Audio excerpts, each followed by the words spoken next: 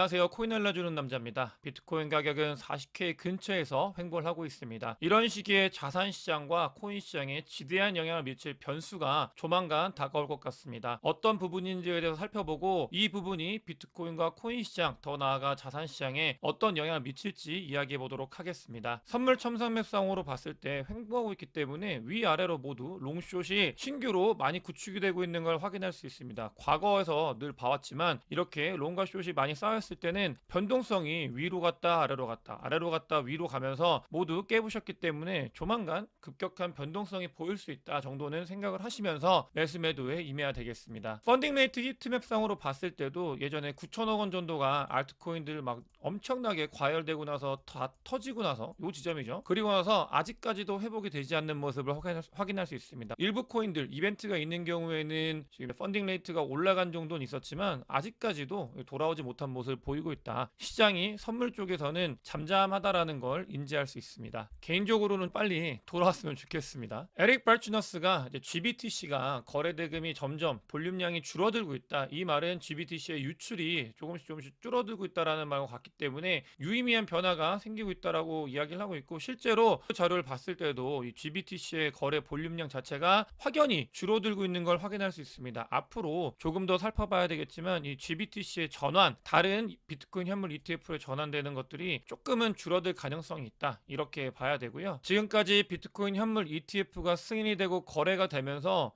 한 12만 개 정도의 비트코인이 왔다 갔다 하면서 변화가 되고, 또 시장 안으로는 2만 개가 넘는 비트코인이 유입이 된 걸 확인할 수 있습니다. 블랙록 같은 경우는 이미 4만 개를 넘게 가지게 되었고요. 또 피델리티 같은 경우도 3만 8천 개 정도 가지게 되면서, 물론 대부분의 양이 이 GBTC에서 넘어간 거긴 하지만 그러니까 굉장히 많은 부분들이 미국에 있는 여러 비트코인 현물 ETF 운용사로 비트코인이 가고 있다라고 보시면 되겠습니다. 그레이스케일 같은 경우도 보시게 되면은 61만 개에서 시작을 했었는데요. 지금은 불과 거의 10거래 되겠죠. 근데 52만 개로 9만 5천 개가 줄었습니다. 개인적으로는 한 절반 정도 온 것 같고, 그러니까 거래량도 점점 줄어들고 있고, 이게 시장을 억누르고 있는, 심리적으로 계속 셀프레셔로 작용을 하고 있는 건 맞기 때문에 앞으로도 조금은 작용을 하겠지만 이 부분이 점점 옅어지고 있다라고 보시는 게 좋을 것 같습니다. 사실 저희가 단기적으로 힘들기 때문에 아프지만 비트코인 현물 ETF가 승인이 되고 거래가 되고 있는 현재에서 과거를 봤을 때 비트코인 현물 ETF 관련된 소식은 사실 2023년도 이 코인 시장의 가장 큰 화두였잖아요. 그래서 보시면은 2023년도 비트코인 현물 ETF 관련된 소식이 전해지면서 비트코인과 알트코인들의 퍼포먼스를 봤는데, 비트코인은 마켓캡 자체가 시총이 68%가 증가를 했고요. 알트코인 같은 경우는 시총이 마찬가지로 68% 정도 상승을 했고, 이더 같은 경우는 조금 부진했죠. 근데 어쨌든 마켓캡이 51% 상승을 했다라고 보시면 되겠습니다. 그만큼 비트코인 현물 ETF는 2023년도 비트코인과 코인 시장을 끌어올리는데 아주 중요한 역할을 했고요. 승인이 됐기 때문에 이 부분이 조금 손바뀜이 일어나고 GBTC가 전환이 되고 그런 과정들이 조금씩 쉬어가고 있다, 이렇게 여유 있게 보시는 게 좋지 않을까, 이런 생각을 가지고 있고요. 2023년도 사실 마냥 오르지만 않았습니다. 여러분들께서도 코인 시장에 계셨으니까 잘 아시잖아요. 2023년도도 연초부터 은행이 파산한다는 이슈부터 해가지고 계속해서 뭔가 하방 압력을 줄 수 있는 변수를 작용을 했었고, 퍼드가 난무했었고, 그런 과정에서 돌아보니까 비트코인이 68% 정도 상승을 했었다, 이렇게 볼 수 있지만 그러니까 쉬운 길은 아니었습니다. 보시게 되면 세 번의 하락이 있었고요. 다 한 20% 정도 하락이 있었다, 2023년도에도. 그런 것들이 지금 2024년도에 나타나고 있고, 시기적으로 봤을 때 12거래일 동안 지금 하락이 있고 있는데 60일 동안 이렇게 하락을 했었던 적도 있고, 보시게 되면 12일, 15일 이렇게 하락을 했었습니다. 이 하락은 마무리가 될 수도 있고, 아니면 길게 봤을 때 2023년도 기준으로 봤을 때도 조금 더 횡보할 수 있는 그런 지점이다 라고 여유 있게 보시면 되겠습니다. 비트코인이 고점 대비 얼마나 많이 빠졌는지를 알려주는 자료인데요. 이거는 제가 작년에 여러분께 한번 보여드린 적이 있는데, 보시게 되면 그러니까 시장이 장이 좋아도 불장이어도 그냥 사람들한테 절대로 그냥 주지 않는다라는 말씀을 드렸었어요. 뭐냐면 그러니까 흔듭니다. 올라가더라도 이런 상승은 없다라고 늘 말씀을 드리죠. 이렇게 올라간다. 그 과정이 있기 때문에 지금 요 하락이 있는 거거든요. 봤을 때 과거 사이클에서도 한 20% 정도 빠졌죠. 그래서 25% 빠지게 되면은 38K고 30% 정도 빠지게 되면은 그 부분이 35K 라인인데, 어찌됐든 간에 지금은 20% 정도 빠졌고, 요런 조정 같은 경우는 과거를 봤을 때 너무 미약한 미약한 조정이다. 이런 이야기를 하고 있습니다. 뭐 미약한 정도까지는 아니지만 어찌됐든 간에 추가적인 조정이 있는 것도 자연스러운 현상이기 때문에 이 부분에 대해서는 그럴 수 있구나 라고 생각을 하면서 이 조정을 어떻게 보면 좀 오늘 표현이 그런데 즐기는 게 좋지 않을까 개인적으로 그런 생각을 가지고 있고요. 이건 2023년도에 정말 많이 증명이 됐었습니다. 그러니까 하락이 있었을 때 준비를 잘 한 사람들이 돌아봤을 때 돈을 벌고 있는데 왜 돈을 벌었는지 과거를 보면 하락이 있었을 때 대비를 잘했기 때문에 돈을 벌고 계시는 거거든요. 마찬가지로 지금의 이런 하락들도 잘 대비를 하면은 더 큰 상승을 먹을 수 있는데 아직까지는 이 하락이 추가적으로 있을 수 있다라는 거, 이 룸이 남아있다라는 거는 여러분들께서도 그냥 당연한 일이다 라고 생각을 하시는 게 좋지 않을까 생각이 들고요. 드디어 제로섬 게임이 시작이 됐습니다. 어제 영상에서 이 BTFP 관련되어 있는 아서이스의 의견을 전달을 드렸는데 하루 만에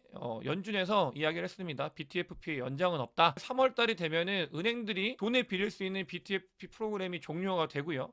아서이스 같은 경우는 그런 분석을 했다고 말씀드렸죠. 이 BTFP가 종료가 되고 소형 은행들이 조금 크래시가 나야 명분이 생기고 QT 테이퍼링을 하고 금리 인하를 하고 QE를 할 거다 이런 이야기를 말씀을 드렸는데 실제로 연준에서 BTFP가 중단이 될 거다라고 발표를 했습니다. 이렇게 되면 지금 BTFP의 종료는 소형 은행들의 부실로 이어질 거다라는 이야기를 하고 있고요. 왜냐하면 가지고 있는 돈 자체가 많이 급격하게 줄어들 거기 때문에 신용경색이 일어날 거고 은행이 위험해질 거다. 이거 여러분들 근데 제가 말씀을 드리고 싶은 게 어디서 많이 들어보지 않으셨어요? 이게 전체적으로 자산시장을 흔들기도 하지만 2023년도 2월 달이었을 겁니다. SVB뱅크가 파산을 하고 막 힘들어지면서 그때 BTFP가 나온 건데 그때 생각해보면 이런 게 있어요. 자산시장이 흔들렸지만 비트코인은 오히려 상승을 했었습니다. 은행의 이 무너짐이 망함이 비트코인에는 호재로 작용을 해가지고 가격이 올랐었던 적이 있었다. 이거가 1년이 됐기 때문에 이제 잊으실 수 있는데 1년 전에 장이 정말 무너지고 좋지 않을 때 은행의 연쇄 파산이 일어날 거다 하면서 엄청 공포 분위기가 조장이 됐을 때 비트코인은 그때부터 반등을 했었다.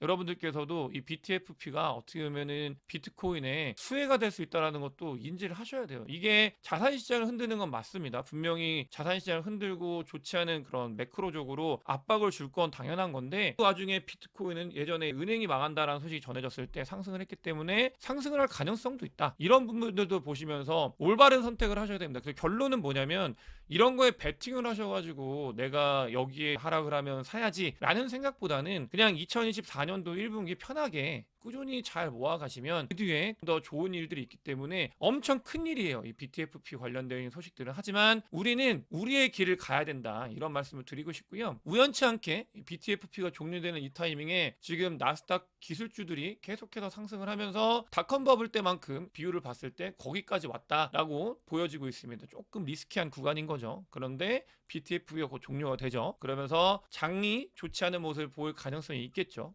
경기 침체 관련된 이야기들 나올 거고 또 그런 상황에서 저는 늘 그렇게 하락을 말씀을 드리는 이유는 그러니까 이런 일들이 일어날 거기 때문에 말씀을 드리는 거고요. 근데 제가 항생지수를 가지고 왔습니다. 항생지수는 2023년도 내내 하락을 했어요. 끝없이 하락만 해가지고 ELS 사태다 뭐다 이렇게 많이 있잖아요. 항생지수가 무너져가지고 발생하는 건데 근데 이렇게 안 좋아지니까 저점에서 무슨 일이 있었냐? 중국에서 홍콩 지수를 살리기 위해서 돈을 한 300조 정도 푼다라는 이야기가 전해지고 항생지수는 상승을 하고 있습니다. 진짜 그냥 펀더멘탈 쪽으로는 홍콩 증시가 완전히 무너지고 있는 건 맞거든요. 근데 정부에서 개입을 하면서 이걸 부양을 하고 있다. 그러면 중국 정부에서 한 가지 더 하는 게 뭐냐면 알랄랄이라고 해가지고 그러니까 은행의 지급 준비율을 내렸습니다. 0.5포인트 내려가지고 이거에 그러니까 그만큼 돈이 더 많이 풀리게 된다라는 거예요. 은행에서 돈을 들고 있을 양이 더 조금만 덜 들고 있어도 되기 때문에 이 부분을 풀어줘서 시중에 경기 부양을 위해서 돈을 굉장히 많이 공급을 하고 있습니다. 중국은 그럴 수밖에 없어요. 이미 디플레이션에 접어들었고 경기가 진짜 너무 안 좋고 자 멤버십 라이브 때 말씀을 드렸는데 중국을 유심하게 봐야 되는 이유가 부동산 경기가 너무 안 좋습니다. 중국에서 나오는 지표들이 부동산 경기가 너무 안 좋기 때문에 이게 그냥 그래서 무너지고 있는 건데 정부에서 나섰다. 이 말은 아까 BTFP가 종료가 되면은 셀 프레셔 막 사람들 막 다 세상이 끝난다 이런 이야기가 나올 수도 있고 은행이 파산한다 나오는데 결국은 그러니까 정부에서 나선다. 왜? 미국 대선이 2024년도 11월 달에 있기 때문이고요. 또 보시게 되면 우리나라 같은 경우도 지금 부동산 경기가 매우 안 좋습니다. 근데 절대 그냥 두지 않아요. 왜? 2024년도 4월에는 총선이 있기 때문이죠. 이런 부분들, 정치적인 부분들은 그냥 경기가 시장이 무너지는 거를 방치할 수 없기 때문에 계속해서 돈을 풀 명분을 만들고 있고, 제가 한 가지 더 말씀을 드리는 거, 아주 중요한 부분이 있다고 했죠. 3월 달에 BTF보다 먼저 중요한 건 뭐냐면 1월 말에 뭐가 있냐면 미국 재무부의 채권 바이백이 시작이 되는 프로그램이 있습니다. 이 부분은 그러니까 채권을 재무부에서 사가지고 그 돈을 시장에 유동성을 공급해 주는 건데, 그냥 진짜 말도 안 되는 무슨 완전 동력 기관 장치처럼 미국 정부에서 장난을 치는 거죠. 국채를 발행을 하고 재무부가 사주고 돈을 시장에 풀어주고, 아무튼 이런 일들이 1월 달에 있을 겁니다. 이게 시장에 또 어떤 영향을 미칠지 우리가 지켜봐야 돼요. 수많은 이야기를 드렸지만 안 좋은 이야기, 근데도 정부가 그걸 살려줄 수 있는 구실들, 이런 것들까지 다 말씀을 드렸어요. 완벽하게 우리가 이런 것들을 예측한다라는 거는 불가능에 가깝습니다. 여러분들께서도 항생지수 같은 경우도 진짜 끝났다 망했다 이런 이야기가 너무나 많았는데 정부에서 또 살려주잖아요. 그런 일들이 발생할 수 있다. 우리는 2024년도 1분기를 이런 기회장으로 잘 전환을 해야 된다는 말씀을 드리고 싶고요. 채굴업자들이 주구장창 팔고 있습니다. 비트코인이 하락한 데는 고래들이 큰 역할을 했고요. 고래 중에 채굴업자들이 분명히 있었습니다. 너무나 많은 수량을 던졌어요. 비트코인 가격이 쭉 올랐을 때 채굴업자들은 던졌다. 이게 던지고 나서 뭘 하냐면 다시 축적을 합니다. 그 뒤에 장이 다시 좋아졌을 때 또 던집니다. 채굴업자들의 움직임 아주 기민하게 움직였죠. 올라가니까 자기들 돈 운영하기 위해서 던지고 있고요. 또 보시게 되면은 실제로 고래들 같은 경우는 비트코인을 이제 밖으로 빼내고 있습니다. 그러니까 모으고 있다는 얘기예요. 지금 이 증거에 대해서 말씀을 드리는 건데, 실제로 1000개 이상 비트코인을 들고 있는 원래 숫자가 증가하고 있습니다. 비트코인 가격이 내려가고 있을 때 고래들은 축적을 하고 있는 그런 단계다. 우리는 고래의 움직임, 돈 버는 사람의 움직임을 따라서 무조건 따라할 필요는 없지만 돈 많은 애들이 어떤 움직임을 보이고 있는지는 알아야 되잖아요. 그래서 그런 것들을 볼 수 있고요. 실제로 이번 하락 같은 경우는 그러니까 분배가 일어난 거예요. 고래들의 분배가 일어나서 하락을 했고, 하지만 아주 중요한 부분이죠. 우리가 가야 되는 부분들, 요 라인, 그러니까 과거 불장에서 그러니까 돈 싸들고 들어오는 쇼텀 홀더들, 여러분 주변에 계시는 제 영상을 보고 있지 않은 그런 사람들이 업비트를 켜고 코인을 사야 돼 라고 하는 그런 시점이 아직 지표상으로 오지 않았습니다. 여러분들, 진짜 불장이 왔을 때 엄청난 상승이 있을 거기 때문에 우리는 거기에 달려가는 거잖아요. 아주 자주 너무나 많이 말씀을 드렸던 것 같아요. 이 진짜 우리 주변에서 쉽게 얘기하면 쇼텀홀더가 뭐냐면 업비트 안 키시는 분들, 업비트 안 까신 분들이 새롭게 깔면서 지하철에도 버스에도 뭐 한 100분이 계시면은 50분 이상 뭐 비트코인과 코인에 대해서 이야기를 하는 그런 장이라는 거예요. 이 장이. 근데 아직 오지 않았다. 거기에 우리는 베팅을 해야 되고 아주 좋은 준비의 기간이다라는 말씀을 드리고 싶고요. 고래들 같은 경우는 비트파이넥스에서 지속적으로 비트코인을 모으고 있는 게 확인이 되고 있습니다. 이런 고래의 움직임 너무나 중요하고 16K 그다음에 바닥일 때 축적을 했던 아이들이기 때문에 지켜볼 필요가 있고요. 테슬라도 불장을 준비하고 있습니다. 테슬라 주가가 너무 안 좋죠. 테슬라가 뭐 영업이익률도 많이 떨어지고 그래서 주가가 좋지 않은데, 테슬라는 비트코인이 올라도 그대로 들고 있습니다. 테슬라는 그러니까 불장을 준비한다고 저는 생각을 하고 있어요. 이거를 팔거나 한 게 아니라 계속 물량을 가지고 있기 때문에 앨런 머스크는 불장을 준비하고 있다. 자기는 팔지 않는다. 고래가 팔지 않는다. 그리고 앨런 머스크도 비트코인을 팔고 있지 않다. 이런 것들, 오히려 고래들은 축적을 하고 있다. 이런 부분들을 우리가 봐야 되고요. 이거는 된 자료인데, 그러니까 캐시우드 같은 경우는 전체 자산의 25%가 비트코인이라고 합니다. 굉장히 놀라운 숫자고, 그만큼 캐시우드는 비트코인과 암호화폐에 대해서 긍정적으로 보고 있습니다. 이런 고래들이죠. 세력들이죠. 이 사람들이 어떤 움직임을 보이고 있는지. 레리 핑크는 블랙록을 이용해서 비트코인을 이미 4만 개 이상 보유하게 되었습니다. 그런 부분들을 보면서 우리가 어떤 쪽으로 가야 하는지 잘 알 수 있다고 생각이 듭니다. 여러분들께서도 제 영상을 2024년도 5년도 함께 하시면서 자산을 증식시키는 기회로 삼으셨으면 좋겠다라는 말씀을 드리면서 오늘 영상 마치도록 하겠습니다. 영상이 도움이 되셨으면 구독과 좋아요, 많은 공유, 댓글 부탁드리겠습니다. 영상 봐주셔서 대단히 감사합니다.